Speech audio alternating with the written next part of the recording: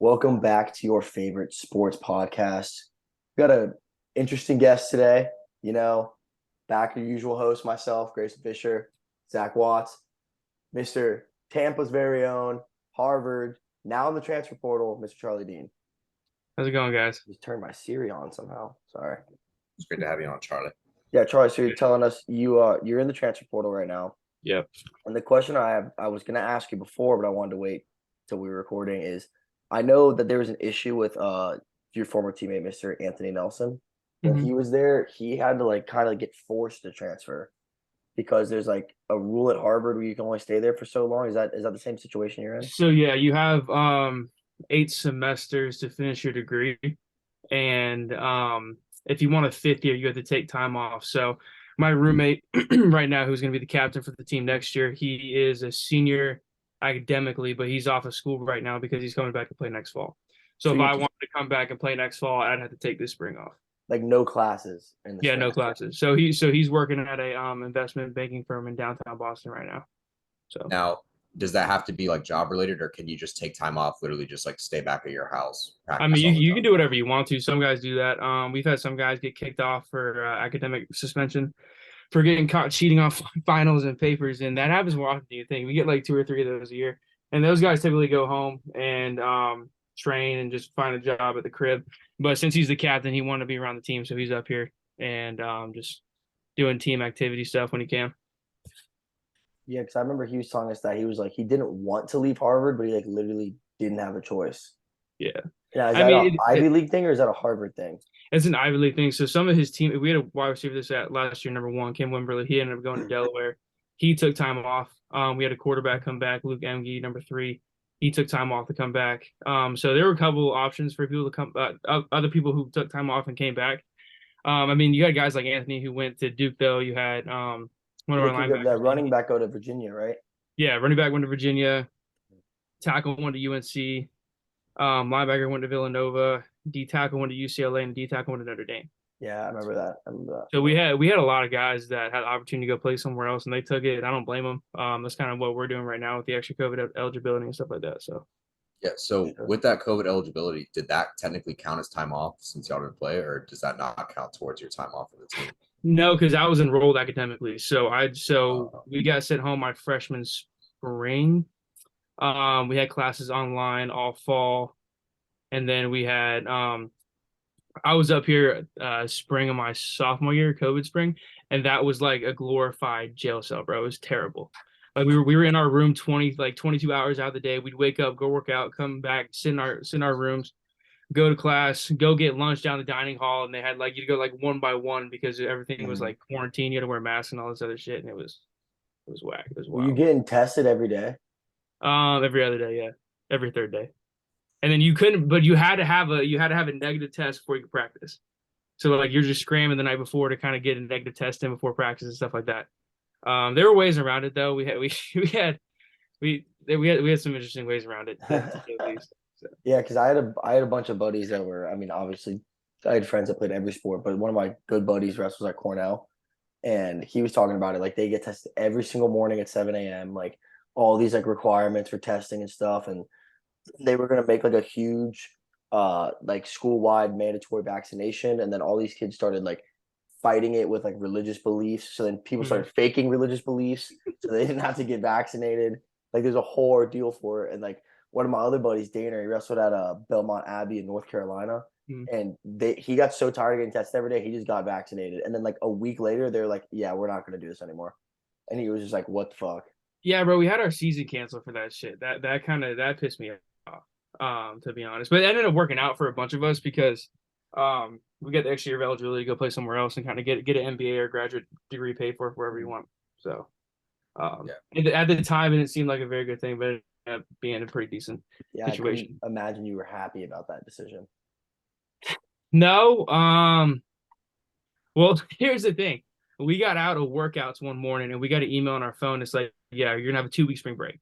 And so all my roommates are coming down to Tampa for spring break. And we're like, oh, sick, we're gonna be in Tampa for 2 weeks and we're gonna come back and we're gonna have spring ball or whatever.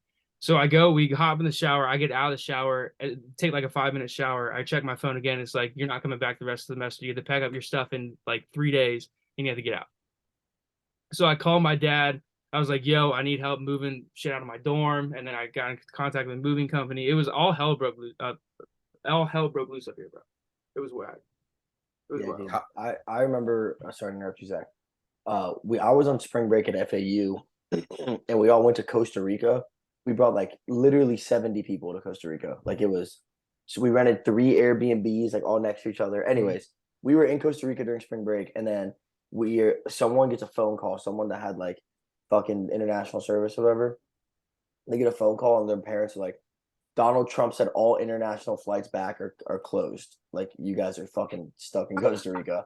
And we're just like, wait a minute, what? And they're like, we're freaking out. This is at night. So we're freaking the fuck out. The next morning we find out it's like there's a 3 day gap for all returning flights. And like if your returning flight was anyways, it worked out that we had a day. We had one more day to stay there and come back. Yeah. And we're at the airport and everyone's on their phones and everyone's like, yo, my Canvas assignments just cleared for the fucking next 2 weeks. And everyone's like all hyped up. We're all like, we get an email, like we have 2 weeks spring break. Like everyone's going crazy. We're like planning out, like maybe we should stay, go on another trip, blah, blah, blah. Then we get on the plane, and then when we land on the plane, it's like World War Z. It was like a completely different like world when we landed. We landed and like people were like mad at us. We don't have masks. They're like temperature checking every person. Like we're like it's been 4 hours, maybe 3 hours. What the fuck just happened? Yeah. My buddy, he went to China 5 years before, so they gave him a pat down and went through all of his shit. Like it was a crazy like within 3 hours we went from like fuck yeah to like what the hell is going on. Yeah. Yeah. Now, when you found out you were getting sent back home, like obviously you had prepared for your entire football season to kind of take place at that point, at least for the spring practices and whatnot. Did your coaches just kind of just not bother y'all for the whole time while you went back, or were you guys in touch at all? Like, how did that whole like bonding experience kind of work out? Because you don't really want to go like, I guess, cold turkey on all your teammates because coming back is going to feel a little weird. So what was that like? Yeah. So we paid attention more to the university than the coaches because the coaches didn't really know anything that was going on. We were just all checking our emails from the university. So whatever the university said kind of went. I think it was like we were supposed to know by June if we were going to have a season or not. And like they canceled our summer, like we were going to have summer workouts, they canceled them. And usually our break is like the end of June, beginning of July, like that July 4th weekend or whatever. And so it was like right before July 4th, and I get an email. It's like, yeah, your season's been canceled. So I called my coach. I'm like, yo, what the hell is this? He's like, don't worry, we're gonna get this shit figured out. And nothing ended up getting figured out. So I went and visited a couple of my teammates. A couple of my teammates came visiting me. We had some like team like Madden tournaments and stuff like that. But for the most part, we didn't really like talk to each other. It was kind of weird. It was just, we were just all in limbo. It was really nothing you could do. And plus, our captain that year, he took time off to be a fifth year senior.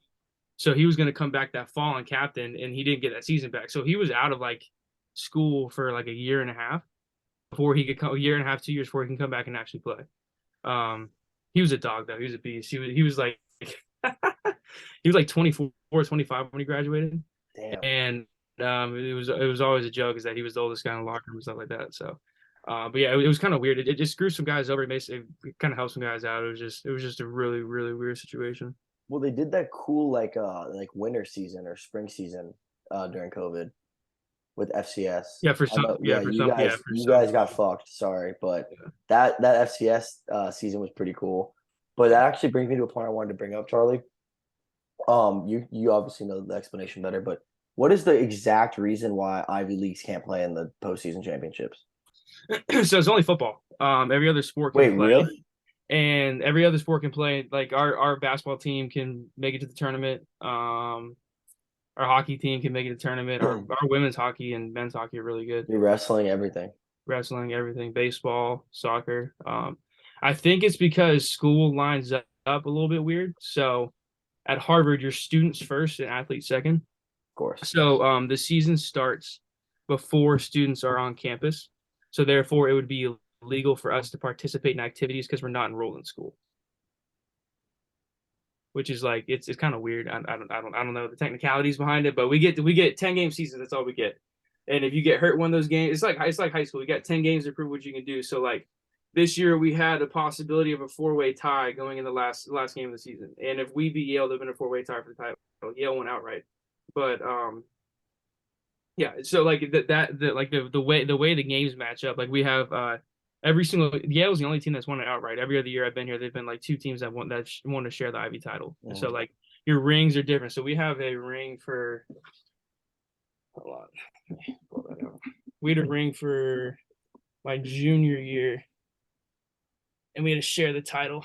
So that's it. So it's a silver ring, Oh damn. silver Harvard ring on the side, 9-1, and then theme. Yeah. Wait, does it have the name of the other school on it or no? No. So what differentiates between a silver ring and a gold ring is the silver ring is a shared title, gold ring is an outright title. So like you like all the alumni that come to the Yale game, they all have gold rings on. You're like looking at them like, fuck you, bro. Like you won, we didn't, but whatever. Because there's been a couple of years where there's been like one or two Ivy League teams that are pretty solid that are ranked high, like they're like in the top 15, and then they just can't even go to the fucking championship. Yeah, we've always been ranked pretty high since I've been here. We always started out hot when I was here, and then towards the second half of the season, we always kind of ran into injuries or just some rough games. Dartmouth, Princeton, and Yale were all pretty consistent while I was here. Princeton went on a run. They had a wide receiver that went to the combine, Yoshivas. Like so, the seventh play of the game were playing Princeton. They ran inside zone split and counter like in power out the ass like the first 6 games, first 6 plays of the game.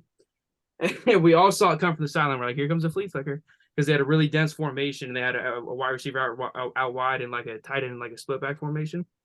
And then first, sure enough, 7th play of the game, boom over top for a touchdown on a flea flicker to Yoshivas, and they beat us 35-17 that game. Damn. And they rolled. They were pretty good.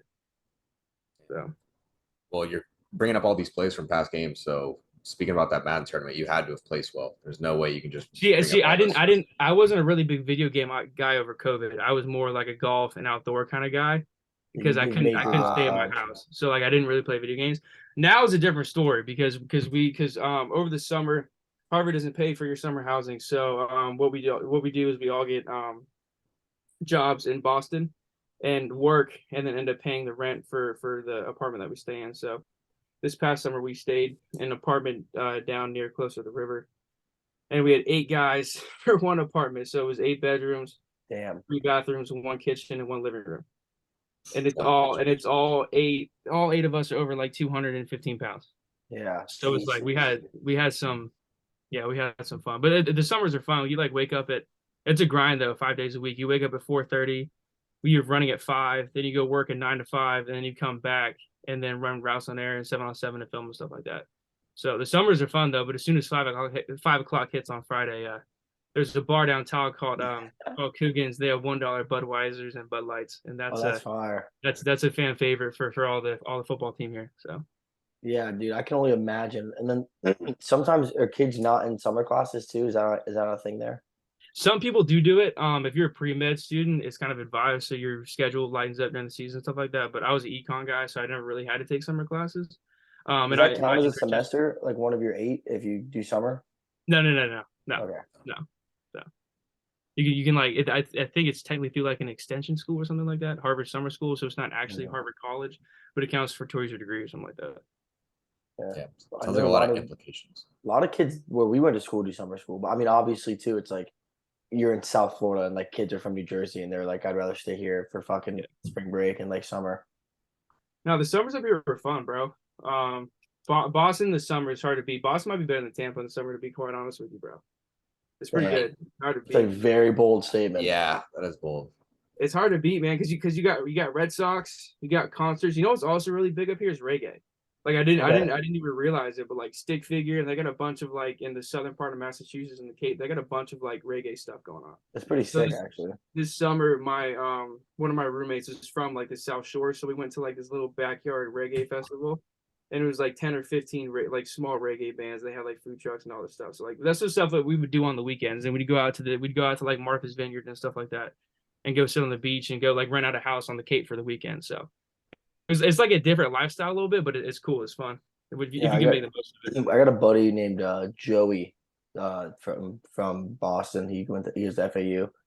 And I feel like Boston people always talk about how they're so happy to be like in South Florida, like, oh, it's so warm. But they just shit on all the culture. Like they're just like it's not as good as Boston. No, no. It's just like it's because you have people. I didn't realize it when I came up here because like in Tampa you have like people from West Chase, South Tampa, Carrollwood, and stuff like that.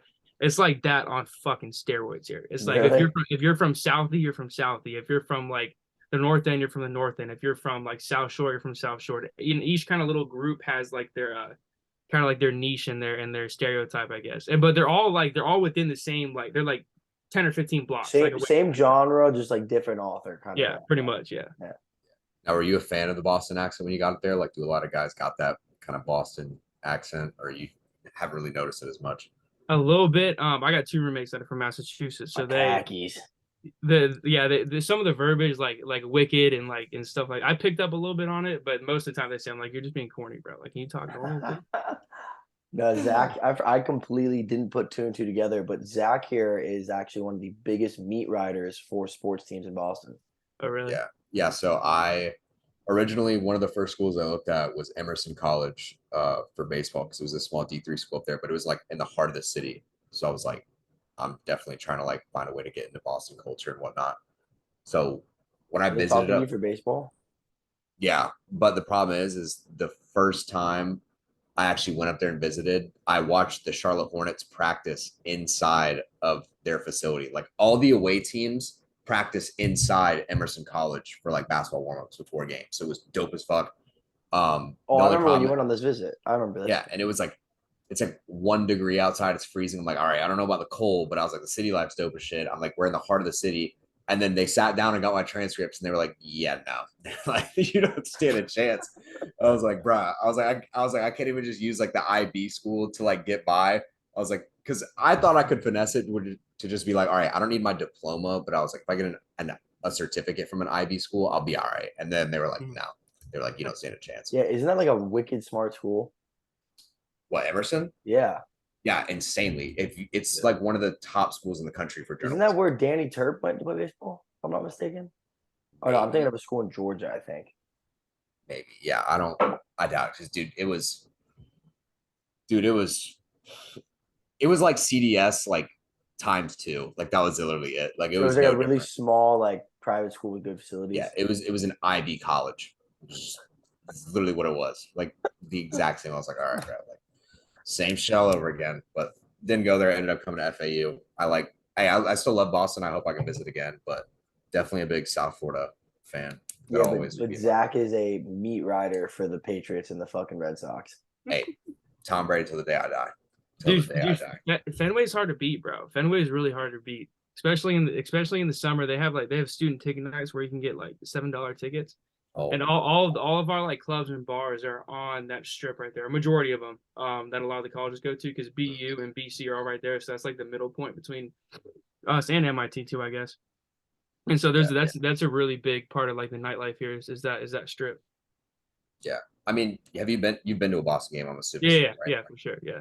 And the Garden is like I've been in the games in the Garden, not the Garden, Yeah. but yeah. So you've been to all the games, all the environments. Yeah. Because I went to a Red Sox game, and that was like life changing for me. I was like, holy shit, like this is what a real sports environment is. Because you go to like a fucking Rays game, and you're like, man, like it's like 10 people here. Like I don't really care about watching the Rays, but like Red Sox sold out every night. Fans are out of their mind. Meat riding, bro. You're just meat riding. Hey man, Yakue, that it doesn't get much better than that. And I'm gonna be honest, I was a big fan of the Metro. Like I didn't really think I'd like public transportation that much. The T, you're a fan of the T? The T is, dude, the T. You don't like it? No, I respect it though, because like whenever like we want to have a like a Bostonian kind of night and we want to go out like in a downtown Boston, we'll just hop on the T and take it back. What's the T? Like a little bus, like a little train thing? No, it's a train. It's a subway, pretty much. Yeah, it's a subway. But like, but yeah, we took that to work every morning and stuff, and took it back. You see a lot of interesting characters on the T, that's for sure. I think that's why I liked it so much. Is like you got a different experience every time you like transport it, and it made the city feel so much more compact. Like you had a more like homey vibe to it. The one biggest takeaway I had from Boston though, and I don't know why, all the pigeons are fat as shit. Like they couldn't even fly, dude. Every single one of them. I remember I went to one of the parks there, dude, and the pigeons would literally like they weren't scared of anyone. They would just waddle up to you, and I'm like, dude, that is the fattest thing I've ever seen in my life. Like that is terrifying. It looked like a pigeon ate a pigeon. I don't know why that was such a Bro, big I take. remember I went on my first college visit for wrestling to Simpson College in fucking Des Moines, Iowa. Like it's as boring as that sentence just sounded. Like it is that boring.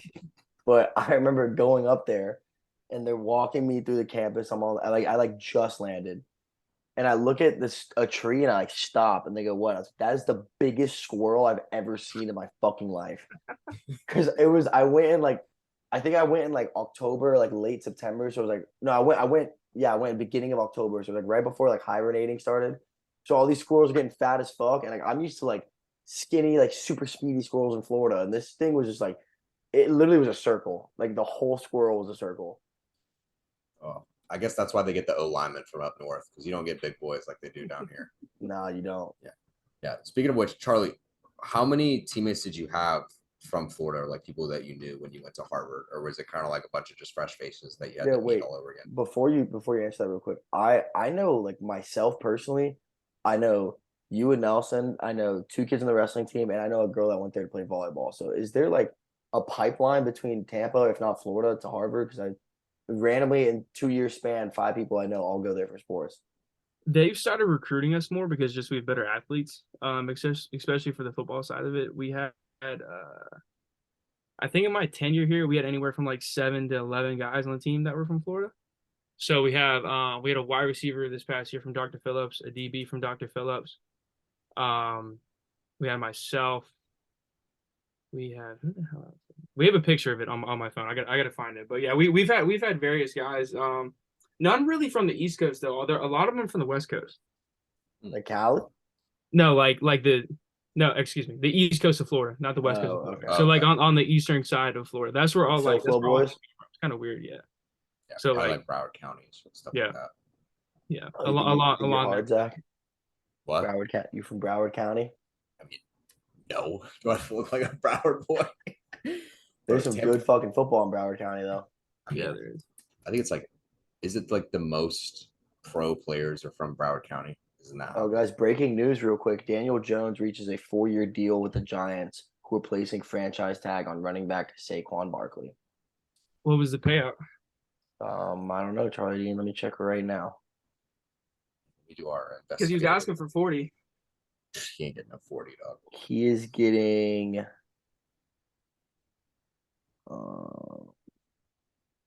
I don't know, work with me here, They guys. haven't. Work with me. Work with Oh, me. 4 years, 160. No, I want to million. break it. I'm breaking it. Too late. You lose. Damn, much so was he it? got the 40. He How did Holy get much the was 40. it? shit. 4 years, 160 million.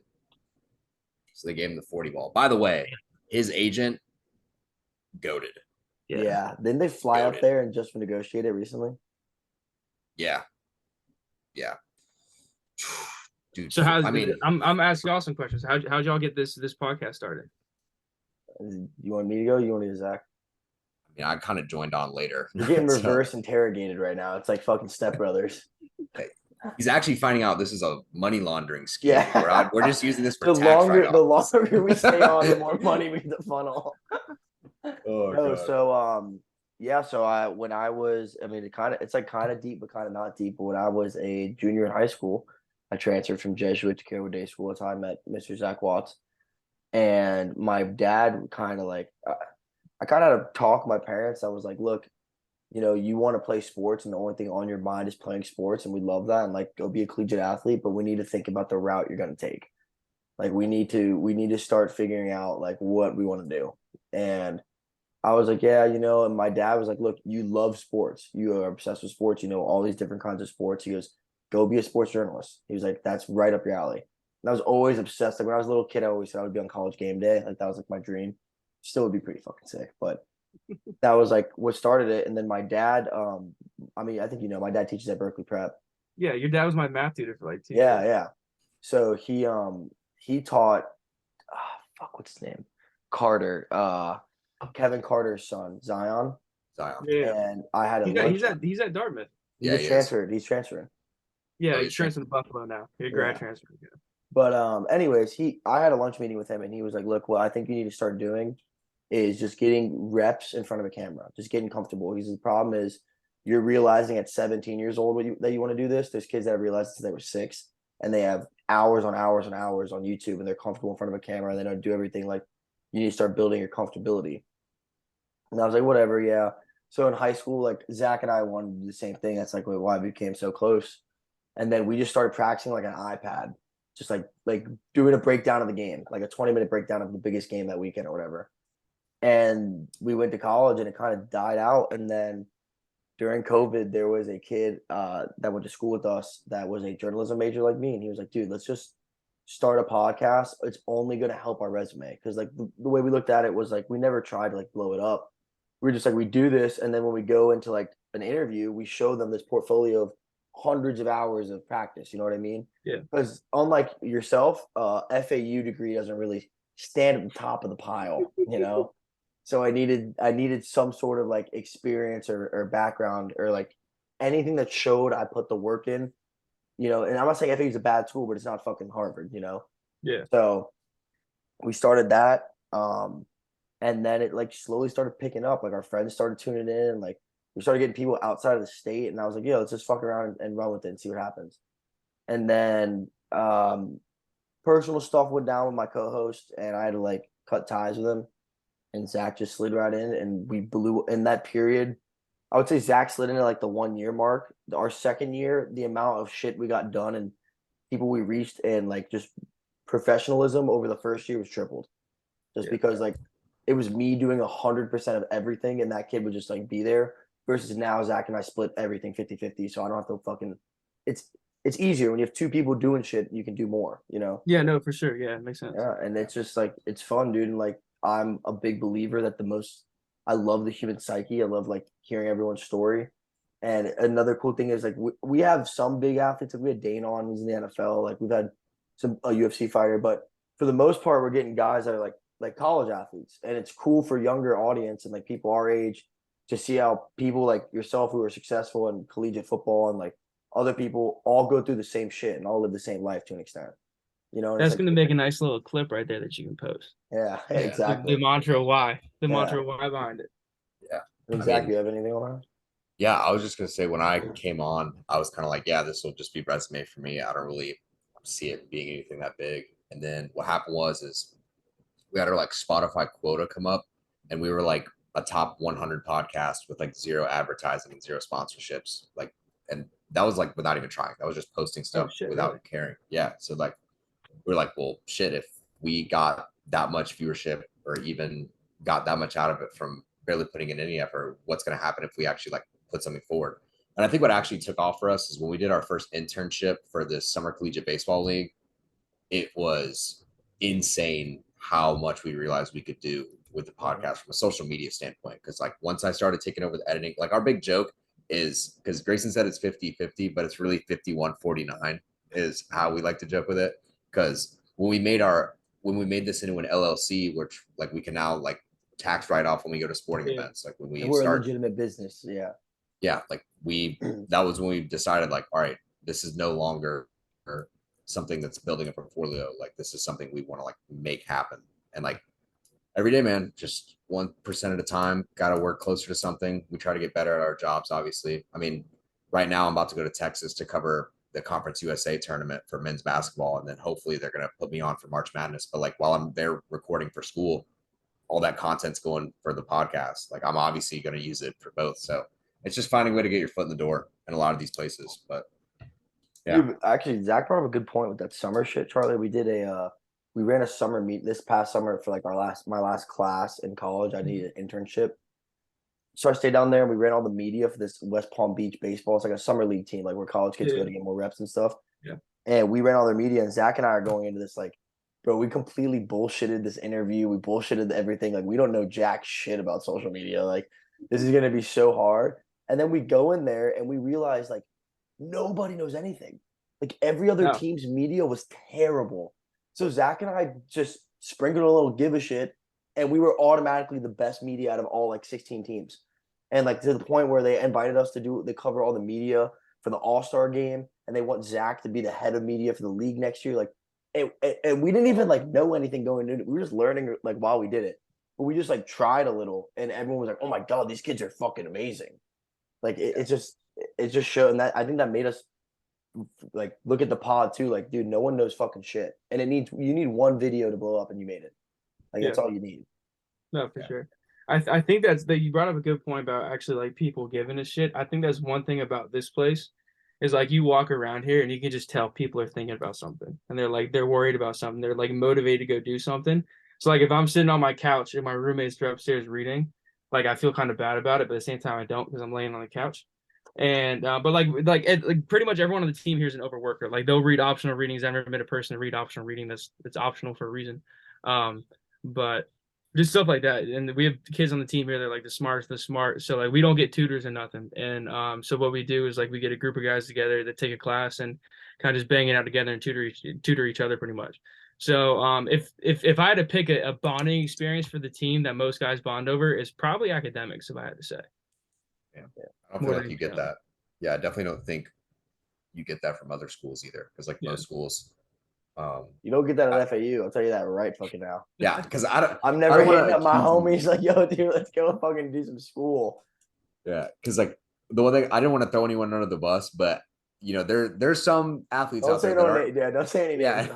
I'm not saying any names, and I don't know anyone personally, but there's definitely some athletes out there that aren't doing their own work per se. Like, they're finding that nerd in class, and they're like, hey. You want some tickets to the game? Finding shit. They already have it assigned to them, bro. Are you kidding me?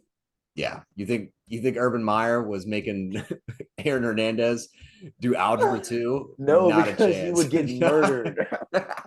I think the hardest course we had here was it's called econometrics. So it's part coding. It's a statistical economics course combined with coding. So like they give you a set of code, you have to code and then read, like be able to read the results of the code, I guess. And we would sit together for like 10 to 15 hours trying to work on one piece at like 2 or 3 nights a week. And it'd just be like, so like you're getting like 2 or 3 nights a week where you're there for like 5 hours up to like 7 hours, just sitting there trying to bang out work. And but it was cool though. You kind of learn how to get through it, learn how to struggle a little bit, which I thought was cool. Also, you become really tight with your teammates and your classmates pretty quick. Yeah, I was gonna say there's no way you sat down for your advising appointment and they explained that class to you and you were like, yeah, I want that. Yeah, that's what I want to take. Yeah, you're like, this class. You're like, this is really gonna help me out. You're like, so that class is big, like it's a weeder class for people who want to get the EC major and people who don't. So every requirement up until that course qualifies for EC minor. So what a lot of guys do is they'll go get like a psych major or a gov major and they get an EC minor. And so they'll put on their resume that they have the EC minor, like to go work for IB companies, and then their GPA reflects that they're like a very good student, and they kind of melee their way into like explaining how their work ethic can translate over to IB, and they'll be able to pick it up sooner or something like that. So it's kind of like a recruiting tool. Yeah, pretty much. Yeah, we should just write a book, how to BS your way through Harvard and just get any job in the world. Like that's just I think if the football team wrote it, it'd be a New York Times bestseller for sure. Really? Yeah, we have some bullshit artists on the team. Some I can only imagine, bullshit artists. Yeah, so yeah, get them nominated for the Pulitzer Prize or whatever the best book award is. But oh my god, dude, I want to piggyback like something you said earlier, Charlie. Is like when you're at Harvard, you always feel like people are thinking about something. People are like striving towards something. And I'm a huge believer in your product of the people you surround yourself with. Huge believer. That's like one of my biggest things. And like one reason I was so happy to move back to Tampa is like I love the people I was surrounded by in South Florida. Those are some of my best friends. People are gonna be my wedding, like people I'll have lifelong friendships with. But like when it came to me time to get focused to fight or like time to focus to like train, those are the people I could be around. Like I'm trying to go practice for 4 hours a day. They're trying to get out of class and then drink all day and like go to the beach and like do stuff, like. Or I'd be like exhausted from practice and come home like grumpy and they'd be like up my ass. I'm like, you have no idea. I just had someone try to beat the shit out of me for 3 hours. You have literally no idea what that's like, But then when I come to Tampa, it's like I'm surrounded by a bunch of positive, hardworking, motivated people. I'm surrounded by all my teammates. I'm surrounded by my coaches, my strength and conditioning coaches, and even my parents, like just people that grind. And it makes it a lot easier to get in that tunnel vision of grind when everyone else is doing it with you versus when you're the oddball out, Yeah, definitely, for sure. I mean, I feel like the last experience I had with that was in high school, but we were literally what Grayson said was we didn't care. We just everyone thought we are like, dude, we just show up to practice every day. You know, we're gonna go home, not care, Yeah, try to wait, not do our you homework. guys ever think about that, by the way? We would What? go to school for 7 hours every single day, Monday through Friday, and then stay at that same school for 2 to 3 hours in practice. And then be like, all right, I'm gonna do it again tomorrow, every single day. I mean, It was, dude, but it was fun though. It's better than sitting in my dorm and in the Yeah. freezing cold. It's like not like it forced me to like socialize with people because I'm not a very like social person per se. Like I'll go out with my friends and stuff, but I'm not gonna go out like on like a consistent basis. So like it's nice for like just to have like the team, I guess you could say. Like just the element of like I have guys that I can hang out with no matter what, and we'll do whatever I want to no matter what. And yeah, that's kind of like what it's like up here. And I think the cool part about it is like you wake up and you work with those guys and you do the same homework with those guys and you eat the same meals with those guys. So like you kind of create this bond where you're like compatible with each other. That makes sense. Yeah, And no, and you suffer with those guys too. And I think yeah, suffrage is what brings people together the most. yeah, for A sure. misery loves company kind of Yeah, vibes. yeah. Write that down. yeah. You want me to write that down? You're like, Write oh, that down. 36 minutes. Grayson had something quote worthy. Finally. No, but Charlie, I wanted to ask you because you brought up kind of the like social aspect. Do you think obviously you probably took away a lot from both schools, but I know in high school you were at TC and then you went to Hillsborough. Do you think you had better social aspect from TC, Hillsborough? Like how was that like there? That was a completely different Dude, social world. dude, I mean, yeah, I went, I had some stories about Hillsborough High School, bro. So three or four of my high school senior teammates have been either killed or arrested for murder. And my senior year, my running back, Jesus, I hope he doesn't fucking see this, but Don't he name drop, no name drops. he you remember the thing that happened at McDonald's with the Jesuit kid? It was like the big drug deal, and they got shot in the McDonald's in South Tampa. It was your senior year? Yeah, I wasn't there. I was we in were there. South So Florida. like apparently there was this Jesuit kid or allegedly there was this person who went to Jesuit who, I guess was dealing at McDonald's, and the running back pulled up with somebody who was there. I guess the group the running back was with gave the kid counterfeit money, and the kid like confronted him, and they popped him in the McDonald's restaurant. Did So he that die? happened.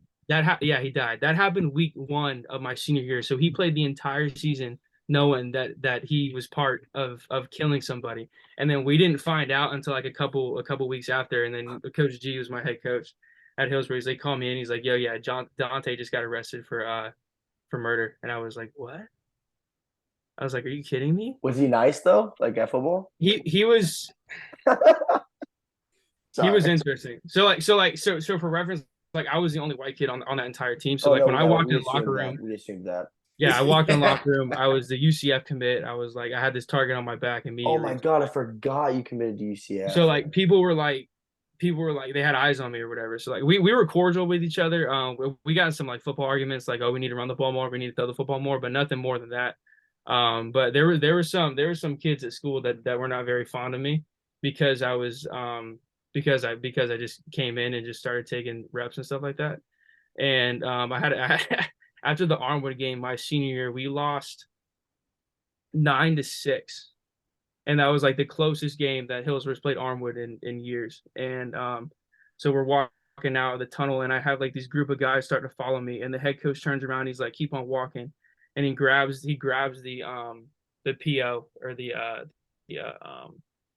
resource officer, and he's like, "Do not let these guys in the gate. If they get in the gate, arrest them," because they were like trying to follow me in the locker room or some shit, try to follow me. They'll follow me to my car. So it was definitely a different Yeah, you did experience not get football-wise. any of that at Tampa Catholic. Yeah, no, nothing that Tampa Catholic. I love TC. TC was great. I had a great group of friends. I'm still dating my girlfriend that I went there with 5 years strong, and Nice. Simp Nation, baby. yeah. can't relate. So I mean, Wait, you I definitely rep TC though. Like when people are like, "Where'd you go to school?" You don't say Hillsborough, you say TC. I do say Hillsborough. I do say Hillsborough. I'm No Hillsborough through way. and through. I rep Jesuit, bro. I rep Jesuit Uh, all the time. I'm a Hillsborough Terrier, bro. I love that program. I went so when we didn't play on COVID, I went back and I called plays for him. Oh, really? Oh Yeah, wow. so my freshman year I was out, and then I came back my sophomore year, and they had a season. So I went back and I coached the entire season with them. I coached the quarterback. Like 2 games in the season, the head coach started letting me call plays. That's awesome. So yeah. Yeah. What was that? What was that transition like? Like, was there a particular reason you went from TC to Hillsborough? Because you were already committed to play at UCF. By the So way, completely forgot you committed to UCF. yeah, so TC didn't let you graduate early, and I was at a point in my career where I had done what I needed to do to get the next level. And there other teammates of mine had left TC before that, and that program was kind of Yeah, I remember there was like a 2 to 3 year gap where yeah, hella kids started dipping. yeah.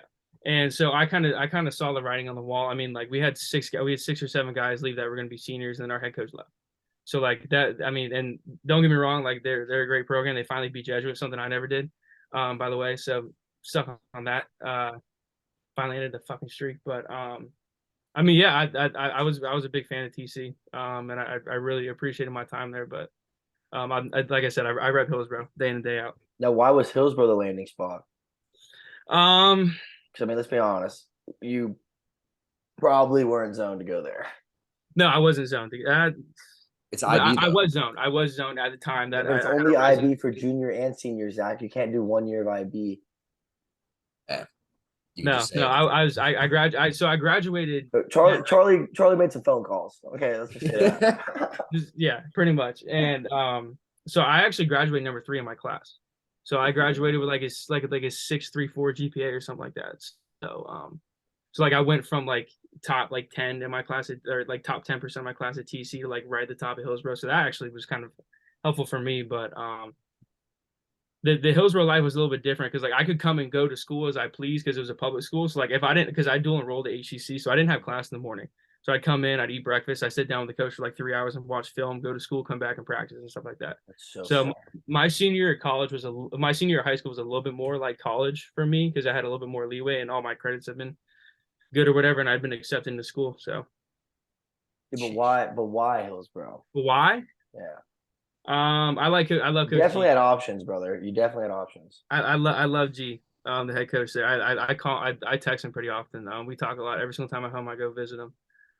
It's just he's just a good guy, and I find that in sports there's a lot of bad guys, and when you can find a good one, you kind of got to hold on to them a little bit and make sure that they have your back because people like that they you can't let them come and go if that makes sense.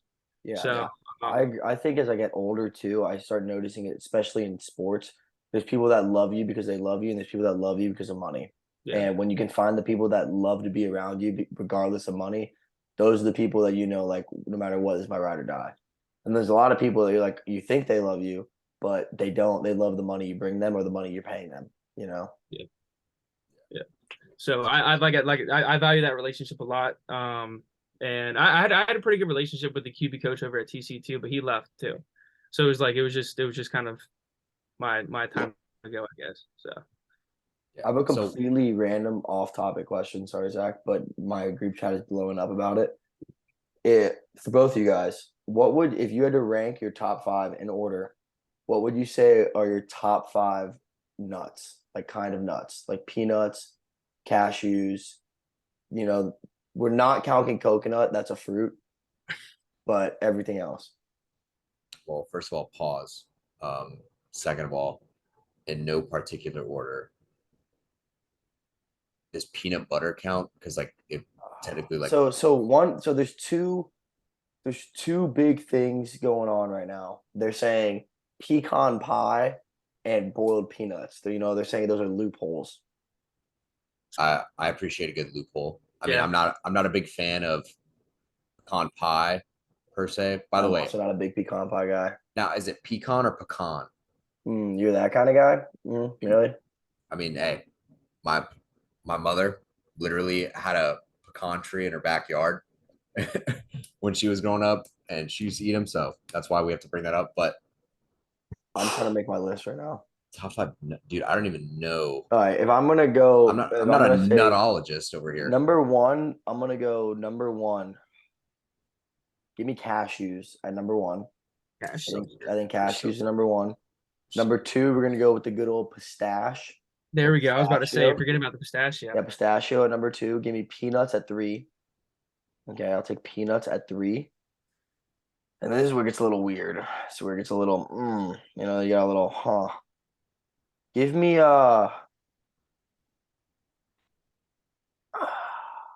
have acorns on here. Give me, so what? We got cashews at 1, pistachio at 2, peanuts at 3. Give me, Almond? dude, I hate almonds. You don't like Give me almonds? walnut at 4, and give me hazelnut at 5.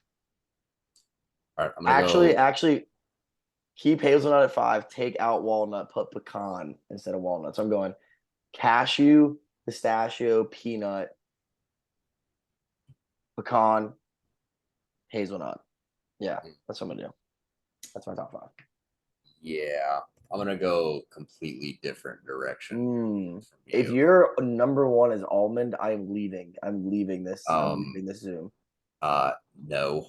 Number 1 is easily the peanut. It is. Okay. It's the I think goat. it's the most versatile. Yes, that's versatility just overall. If you've ever cracked peanuts, like it's a rewarding process. Yeah. Reminds me of sunflower seeds. I'm a big sunflower seed guy, so peanuts kind of like right there. So do you take regular peanuts over boiled peanuts?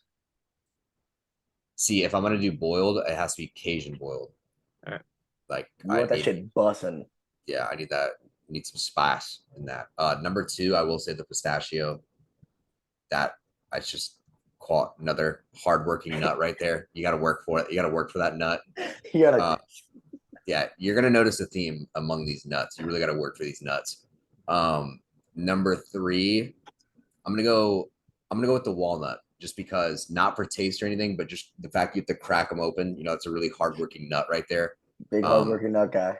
Yeah, you have to work really hard for that nut, and you know some nuts are worth more than others. Number 4, I'm gonna have to say the almond, only because very neutral. Chocolate covered almonds though are fire. You I see, don't like. you're throwing a variable out there that can't be used. You can't Yeah. add chocolate. Okay, I'm just adding why I'm throwing it in there. It's Okay. the almonds fine within itself, but the chocolate aspect puts it on my 5. That's the only reason.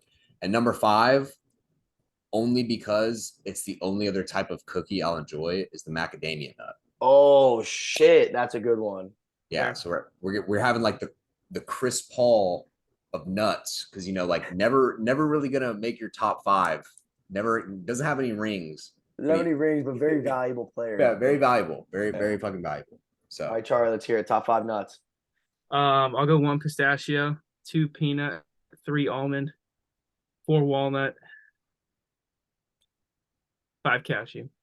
Damn, I do. I'm not gonna change it because I'm a man of my word. Zach, you got all those written down.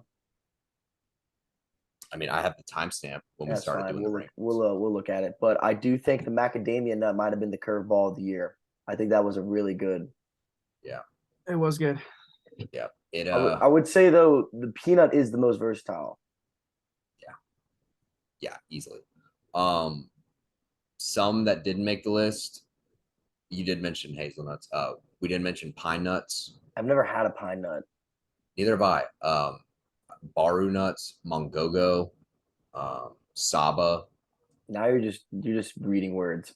Yes, just I looked up top 10 most popular nuts.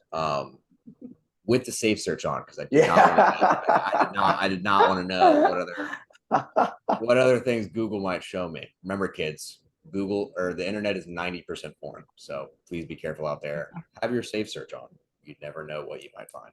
But back to one of the topics I wanted to ask about, because I've been to some Hillsborough games because my sister went there through high school, and I also went to some Jesuit TC games.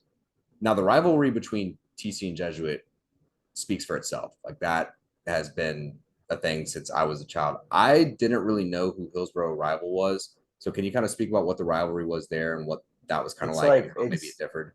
It's like Armwood, another one, right? Armwood, Tech. Yeah. Tampa Tech. That's right. Yeah, those are the main two. Plant City, we played Plant City every year. They were really good. Braxton was the quarterback with Mario wide receiver. They torched us. Also with that the Reagan Ely kid, I think Mario had like 120 and Reagan had like 160. There's something insane. Yeah. Braxton's been killing it though. Now, I like where Zach was going with this. You played in the TC Jesuit games, and I mean, my senior year, it was like everyone thought you guys were going to win, and I wasn't trying to rub that in. I was just saying, and then you played in Harvard Yale games. Obviously, Harvard Yale is bigger due to the amount of people, but on like in the moment when you're in that scenario, like which one felt like it was like a bigger deal to you, or which one was like TC Jesuit by far. yeah, which one was TC like more the Jesuit by far. moment? TC Jesuit. You 100%. elaborate a little on it. It's just like the week build up to that game is like it's just like the whole Twitter battle and it's like all the social media stuff going on. It's popping around at school. Everyone's getting ready for the game. It's kind of weird here. No one really cares about football except for when we play Yale. So like it'd be different if the vibe was like the same every single week and then it got turned up a notch for Yale. But like the Yale kind of hype is it's in itself kind of its own little thing. But I think the TC Jesuit hype was more of a like personal thing to more people, I guess you could say. It was more personal to me, definitely. But the weird part though, I don't think I've ever told anyone this. The kids in the locker room know at TC. When I walked in the Jesuit locker room, there was like 2 or 3 baby dolls that had gotten the shit kicked out of them. Like, and they put them in the lockers. And my nickname was Gerber Baby back in high school. Oh my That's what they gosh, I coined me in remember high this. school. So like I had the freaking the beat up babies in the locker when I walk in the locker room, and I'm like, oh my God, I was like, these kids are fucking psychos. So like I had to go play a game in front of like 12,000 people, and I just had a baby's face kicked into my locker. It was whack. That one really caught me off guard. That one really caught me off guard. No way. I did not know that happened. Yeah, yeah. Dude, high schoolers, man. I also feel like the deal of it too is like, although it's a huge rivalry, everyone's like kind of friends. Like everyone in Jesuit and Yeah. TC are like we're all homies and like Yeah. and I mean everyone like hangs out with the same girls and everything. So it's kind of like a fuck you, like too, like That friends too. fuck you, you It know? was that part of it too. It was like because like the Jesuit kids always came out there art chicks, and the some of the cat. I mean, Yeah, I hope you didn't go after the Jesuit chicks because they don't But I mean when I got at Hillsborough, we trained with Jesuit actually over the summer. Like we'd run 7-on-7 Yeah, I against. remember that. There's a bunch of 7-on-7. So I'm cool with Coach Thompson, all those guys over there. They have a great program. They run it really clean. Great facilities too. Their facilities are probably better than some of our facilities here. Honestly, their field depth. I think Berkeley has the best overall facilities though. Yeah. Was Berkeley never an option for you? Because I know that's where your brother played. It was, and then it was just kind of weird because the whole transition of me going into high school. I'd been to a couple different middle schools, and so like my transcript wasn't clear, and I just never got into Berkeley. But both my brother and my sister went there. My brother loved it. He loves Dom. I got to Berkeley when I trained in the off season. Nelson Aguilar comes home, Mike White comes home, so I'll throw with them out of Berkeley sometimes with Joshua Youngblood too. So Now, were you at Harvard during that whole like protest during the Harvard Yale game? Yeah. Or you were there? Okay. So that's another funny story. So for Harvard Yale, when you travel away, they travel the entire team, but there's Ivy League rules on how many guys they can have on the sideline. So the freshmen who traveled, as soon as we got to the game, we got let go. The coaches were like, "Yeah, you guys are free to go. Just be back here by the end of the game, so we can hop on the bus and go home or whatever." You have And tickets to the game at least, like a seat.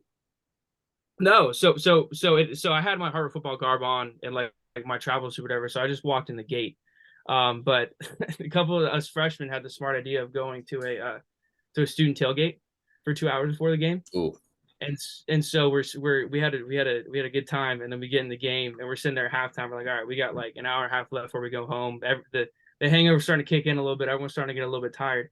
And then you just started seeing these people run on the field, and they're like, "What the hell are they doing?" And then the teams come out of the tunnel, and the teams start warming up, and they're warming up around the students that are sitting in the field. I'm sitting up in the stand, I'm watching. I'm like, I can see all my teammates are going through this. So I wasn't actually on the field when it happened. I was in the stands, and it took them like an hour, bro. And people, Nelson said it was like a 2-hour halftime. Yeah, it was ridiculous. And we ended up losing that. We ended up losing that game like the third overtime, and it was like you could barely see 20 feet in front of you when the game ended. Like we ran a screen and go and hit it for a touchdown, and it was like that was like the first overtime. They came back, they came back and scored.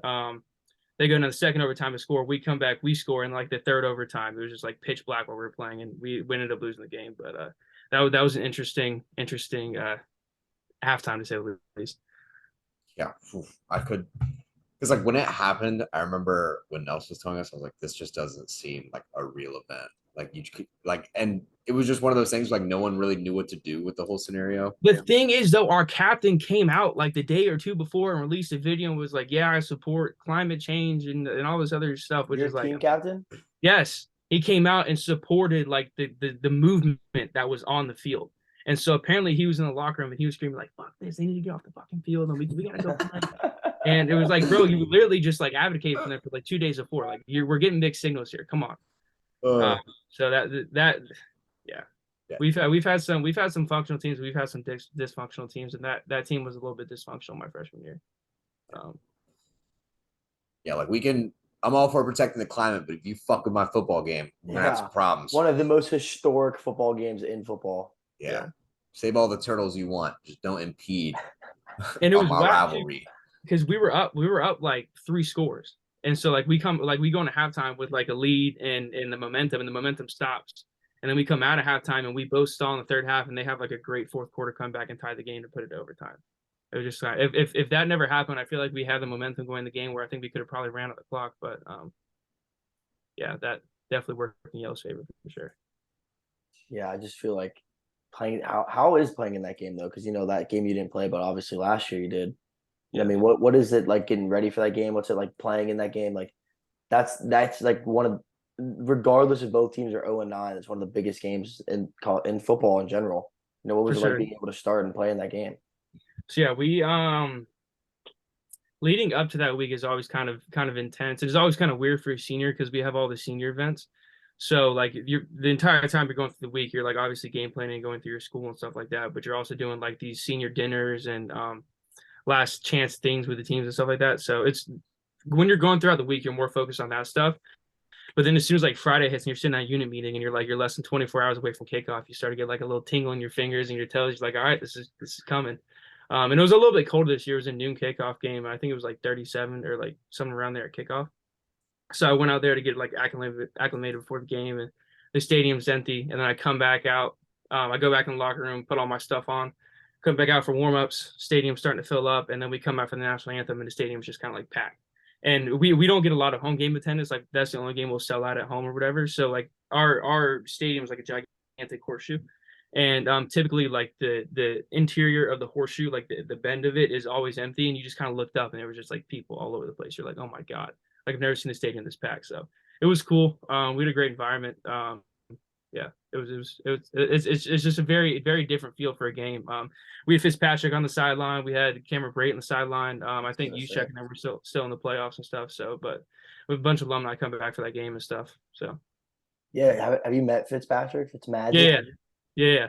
So actually, I met him when he was in Tampa. We were going to P.F. Chang's and Maggiano's down at West Shore. And he walks out with like he's like 6 or 7 kids, but he walks out with 3 or 4 of his daughters like walking in a row. And I'm walking up and I'm walking to go get the food, and I like see over it's like Ryan Fitzpatrick, and I was like I was a Harvard commit at the time, and I talked to him before on the phone, and so I was like, "You're Ryan Fitzpatrick, right?" And he's like kind of giving me like one of these side eyes. He's like, "Yeah, don't like say it too loud or whatever." And I was like, "Oh yeah, I'm Charlie Dean. Like I'm going to play quarterback at Harvard." He's like, "Oh shit, no way, man!" And so we kind of like dapped up and had like a little conversation in front of Maggiano. So that was the first time I ever met him. It was kind of like by accident. It wasn't on purpose. So it's kind of cool. But you met him like periodically throughout throughout your years after that? Not really, because he was playing and he was doing his stuff. But like he'll come back from time to time whenever he's back. I'll run down there and see him and say what's up to him. So. Oh, that's so sick. But yeah, actually going back on that, I see that you threw for a team best 2,100 yards and 18 touchdowns. Yeah. So is that like the Harvard team record? No. That was just the best on the team that year. Okay. Yeah, I didn't play one game. I got hurt. I got a concussion in the Princeton game and then played the Dartmouth game. So that's 9 games of stats. So. Sheesh. I mean, not bad, man. So good. Yeah. All right, and we were more of a pro style offense actually. We had 2 running backs declare, so we had a running back go to the Cowboys from 2 years ago team, and this past team we had a running back who he was our team MVP, and he declared for the draft. So he's in the draft. UVA kid was fire too. He's going to draft this year. Who? The UVA kid, right? Dev's been gone. I think Dev's on the Generals now. Damn, was that last year? I don't know why I thought it was this year. Yeah, no, Dev's older. Dev was a junior when I was a freshman, I think. Senior, maybe. I don't know. Now can we get back to the transfer portal talk, talking about all these guys. Can you talk us through what it was like going in the transfer portal? Like, how does that process work? How's it been? So it's actually Obviously, just as much as you can tell us. So it's actually pretty simple. You just email the compliance office, they send you a form, and then it takes like 2 minutes to fill out the form, you send it back here in the portal.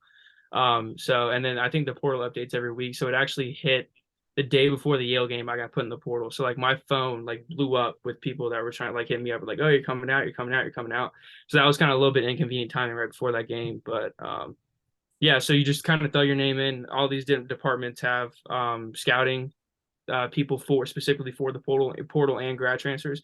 So it's a little bit different for me. I can enroll anywhere at any time that I want to because I'm going to pursue another degree. And if you transfer before you graduate, you have to like make sure your academics and stuff lined up. So that limits people's decisions on where they can go. And so I don't have any limitations on where I can go. So how many years eligibility you got left? I got 2. Oh, that's fire. Yeah, I got 2. I just remember. I'm sorry, you. I may be able to get a medical redshirt for a third because I only played in 4 games and 10 snaps my junior year. Yeah, junior year, I saw that. Yep. Was that because of an injury? Yeah, I broke my left shoulder against Princeton. I was sliding, and I had I hit a baseball slide, and I slide lefty, so I had my left arm out behind me, and I had a linebacker like hit me in my chest as I was going down, and then a D lineman chased me from the back, jumped on my arm, so like my ball pushed through my socket. And it was kind of like half my socket was just kind of like floating. And so I got taken out of the game. And then I was in surgery like 4 days later. And then that was like a 7-month recovery. Was that like your worst injury you've ever had playing football? Oh, yeah, for sure. Like I lost like probably like 10% of my mobility, 15% of my mobility in my left arm. Just because the way the injury was, it like broke, like the labrum didn't tear the bone where the labrum was attached to, broke off. So they had to reattach the bone and then re-strengthen the labrum to the bone because I guess it was kind of like weak or something like that. So he's like, yeah, I made that bitch super tight, and I was like, okay, that's all right. And then we're going through PT, and they're cranking my arm, so like they'll have you put your arm straight and like try to crank it back, and you can just feel like the tendons expanding and the scar tissue just like crunching and stuff like that. It's not, shoulder surgery is definitely not a fun thing to go through for sure. Yeah, because I remember, I don't know if it was you or your brother, but you guys both like hit the transfer portal pretty like close in time to one another. Yeah, if I'm not mistaken. So I remember that, and I told my dad, I was like, "Damn, bro, they're both." So I wonder if they're gonna go to the same school. Like, yeah, cool. no, he's at Georgia Tech right now. Yeah, so, good for him. That's awesome. Yeah, he got picked up. Now, how is it your experience going so far with like schools? How does that happen? Like, they just reach out to you, or do you send your film? Like, I know you've been posting like your highlights and stuff, trying to promote yourself, but like, do you have a guy that does it for you? Like, how does it really work with trying to get schools to notice you? So it's basically just networking. Like if you know somebody, you can get in contact with somebody. And I think the biggest thing in the transfer portal, since there's so many kids in the portal, is just getting your film in front of people with a recommendation from someone who has like wholesome weight. And because like if someone puts your name in front of someone that holds some weight to it, that means they're going to pay attention to it a little bit more. I have some people that I do it for me. My film's been in front of some pretty big schools, but I can't do anything until I graduate in May. So there's no market for me right now. And teams are going you're not even like talking to schools yourself yet. I am. Yeah, no, I am. So some like lower level schools who need a quarterback have reached out, but all like the schools who are going through spring ball right now are trying to figure out what their quarterback room is looking like. Once they go through spring ball and figure out if guys leave or what their depth chart's like, that's when I kind of fall into like the recruiting piece of it, I guess. So once teams go through spring ball, I should be able to pick up, but if not, then I got a couple places I'm comfortable going. So yeah, that's awesome. Yeah, because it's just you always see like the media aspect of it on Twitter and stuff. I really couldn't tell you how it works with like the inside of it and like how coaches reach out. Like when you first announced, were there already a couple coaches that were like, "Yo, this kid's good. Let's start talking to him." Like you didn't even know we're gonna come. Yeah, no. So like a lot of it happens through Twitter actually. So they'll follow you on Twitter, hit you up, DM you, and then if they like you, they'll send you a number and then get on the phone with you, tell you what they like about you, tell you what their deal is, and then kind of follow up from there, continuously going forth. So it's a pretty simple and easy process. It's just more where I'm at now is more of a patient kind of waiting game. That makes sense. You can't really do much. Yeah.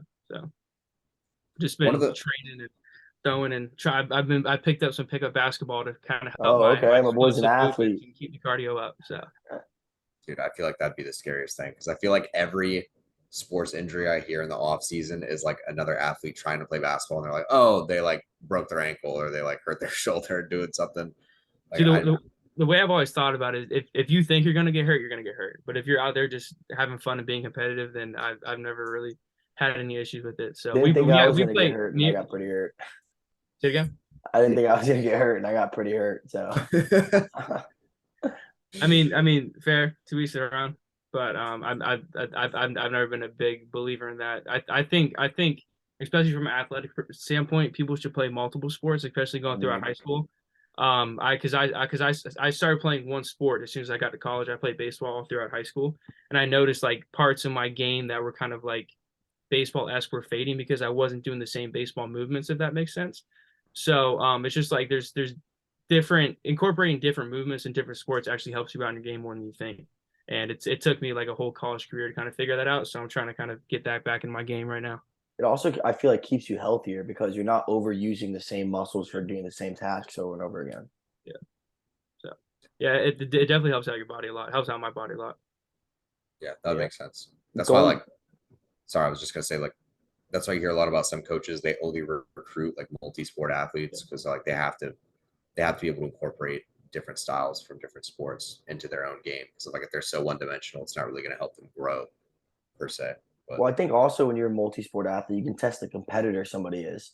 You Yeah. know, I think that's more for me. It's more the competitive part because like I can get competitive about football like all day if you wanted me to, but like if I can apply that competitive aspect to like pick up basketball or like poker or something like that, something that kind of gets my mind a little bit stimulated and causes me to kind of pick strategy and pick how I'm going to pick apart somebody.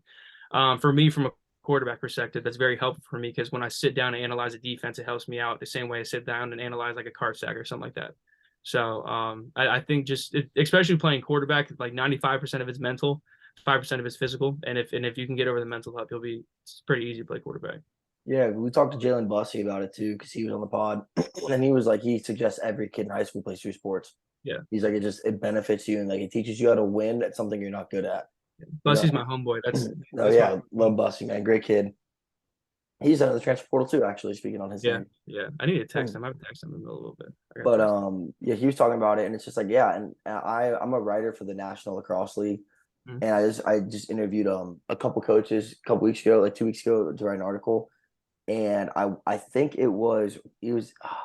I think it was Robert Morris. The Robert Morris coach told me he specifically recruits two sport athletes Yeah. because it can show how they can succeed at other sports, and he thinks that there's like ways of thinking and like an aspect to that sport that isn't in lacrosse that you can bring in and it changes how a player plays.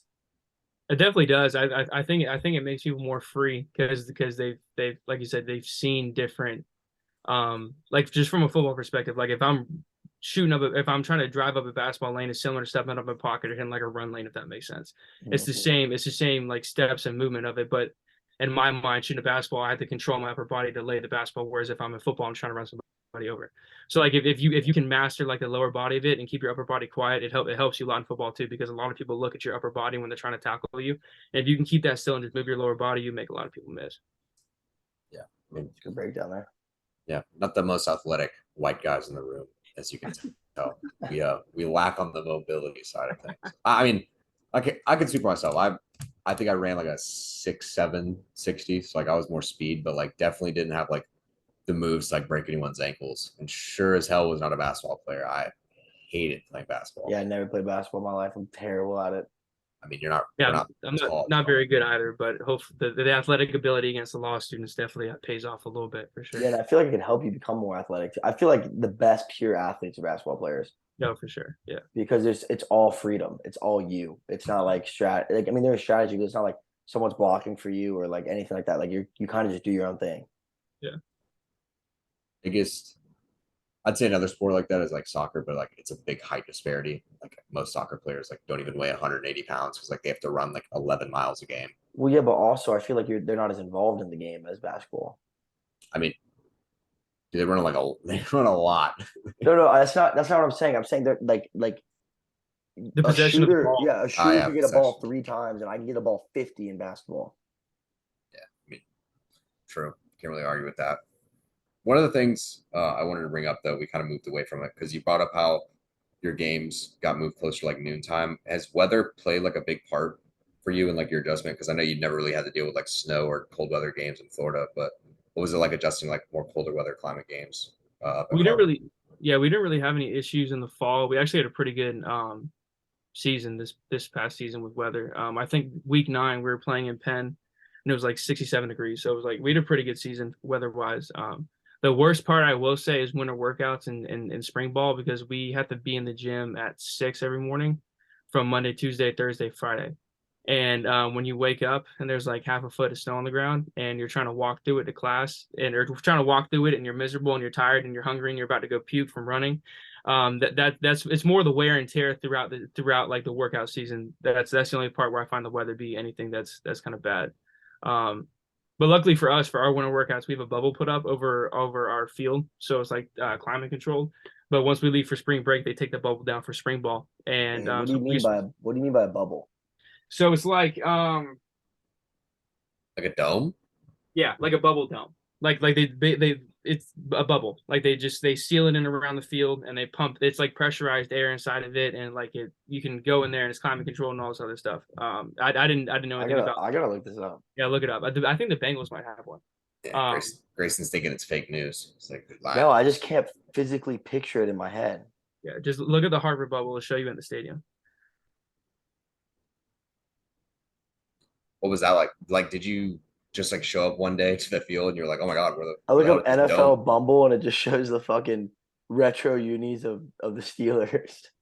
I got you. Okay, not the bubble, bro. Look up Harvard Bumble. Oh, I looked up Bumble. I'm so stupid.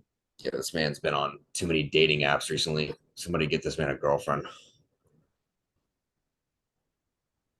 Oh, what? That's sick, So dude. this is what it looks like. Yeah. How much does that cost? You It's think? I like it. Harvard, bro. You think they give a fuck? It's a couple million. Yeah, I was gonna say like, how expensive are they making bubbles these days? Because they Yeah, ain't, they're like ain't no a way. couple million. Yeah. How do they get it up? They just like lay it flat and then it blows up? Yeah. So there's like inserts around the edge of the field that are covered by turf when the bubble's not on. So it's like this big ass grid they have around the field, and they just basically go around and put it in like the divots and lock it.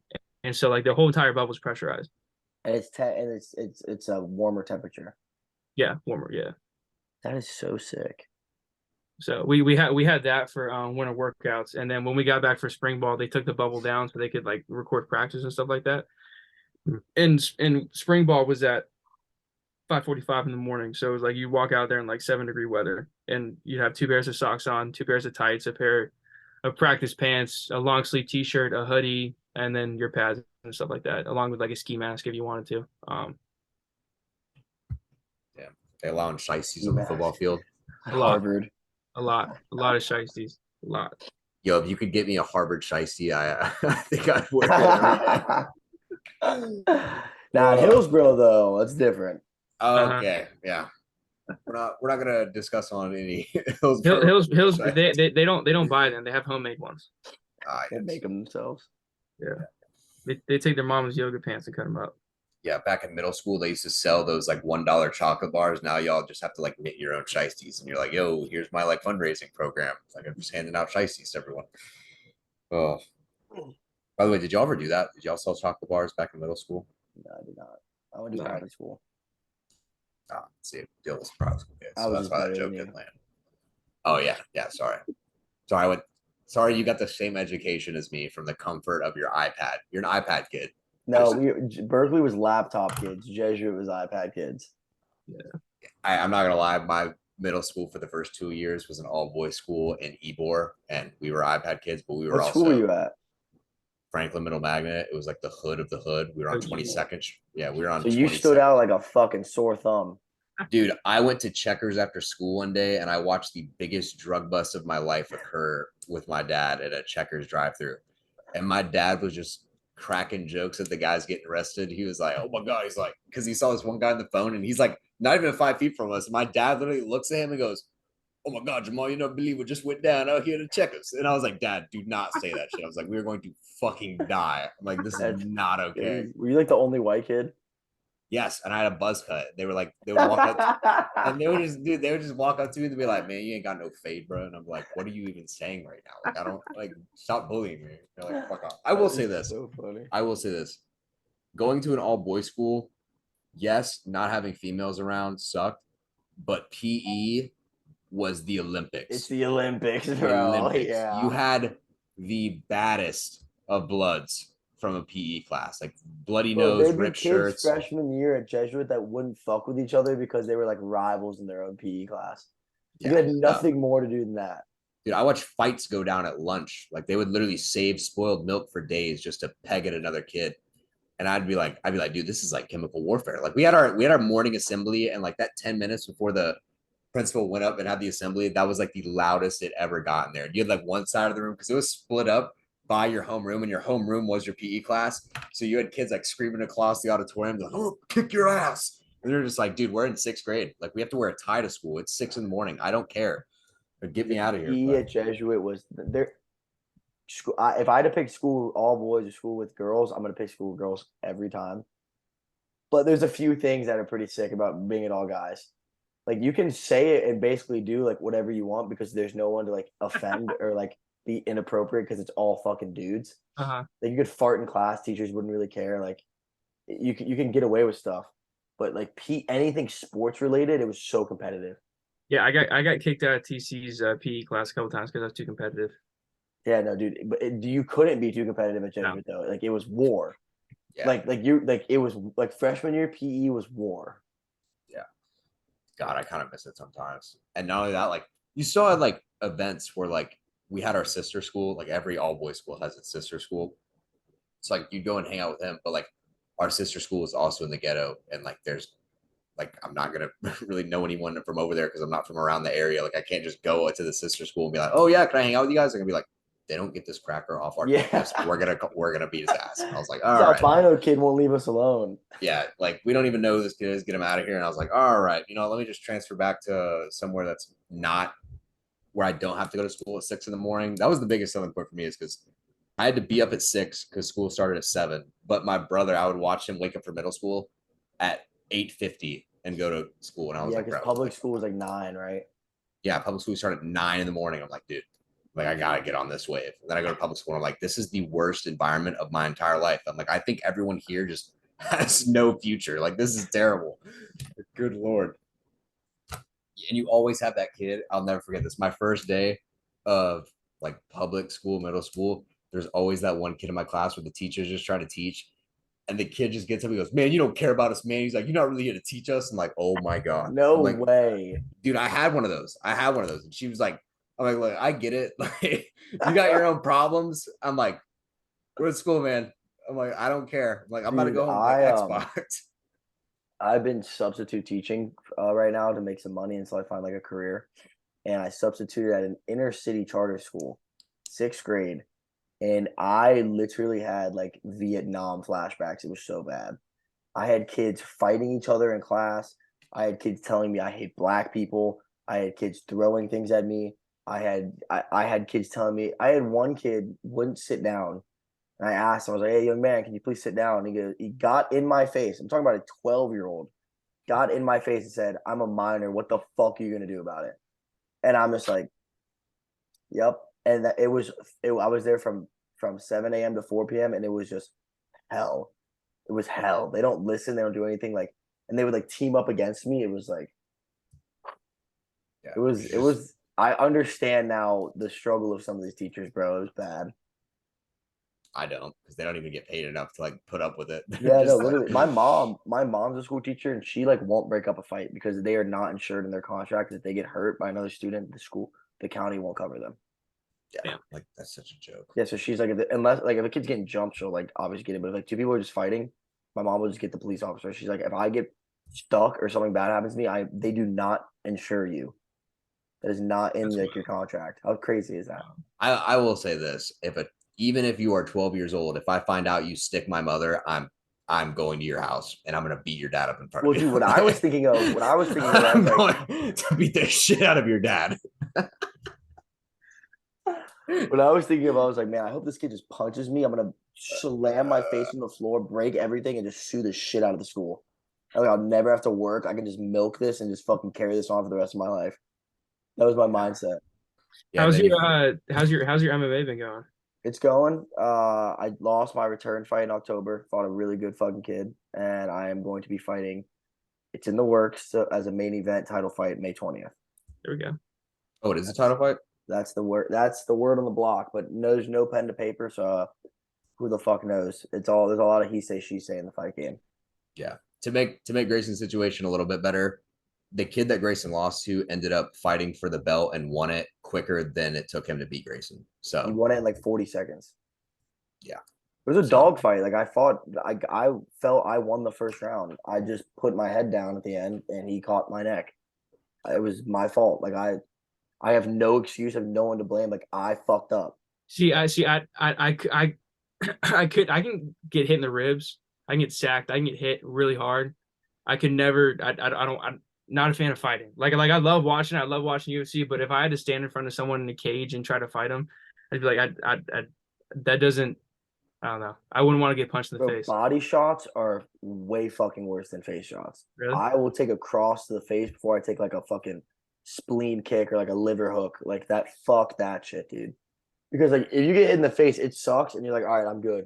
If someone connects you, like today, I got hit with a fucking left hook. Your whole body's like, it like shuts off for a second, and it hurts everywhere. It doesn't just hurt there. Like your whole body's like, fuck. Yeah. And like you can eat face punches. Like it's bad for your brain, of course, but you can mentally get through the pain of a face punch. If your body just gives out, it doesn't matter how mentally tough you are. Your body's like, nope, I'm done. It just shuts off. Yeah. So that shit, like anything with left hooks or like left kicks to the fucking like liver. Oh my god, I'll get punched in the face. I wear a nice little like half-inch thick rib protector. Yeah. It saved me on a multitude of Oh, occasions. especially with quarterbacks, someone just fucking hitting your shit. See, I'm cool. Like if I can make a throw to an open wide receiver, I'll take a hit. But like if nothing's there, it's there's no point for me to take the hit. I'm running or throwing the ball as far as out of bounds as I can get. So yeah. Well, I unfortunately need to get going because I got to go coach some youth wrestling. But Charlie, dude, really appreciate you coming on, man. Hopefully, we can get you on again after you make your commitment for your transfer process, and we can definitely talk about that a little. But is there any final words or shout outs or anything you want to do? No, man, just shout out to you guys. Thanks for having me on. I really appreciate it, and keep going what you're doing. And if I can help out in any way, just let me know. If I can put you in contact with some people, just let me know. Zach Watts. All right. Yeah, I was just gonna say, if you have any all boy colleges, consider transferring to them just to get the all boy experience. You know, then you can be part of the club. Sure. You already got a girlfriend, dude, so it's all right. Yeah, you'll be Okay. fine. Yeah, you'll be fine. Thank you guys for tuning in. Clock's on the stove.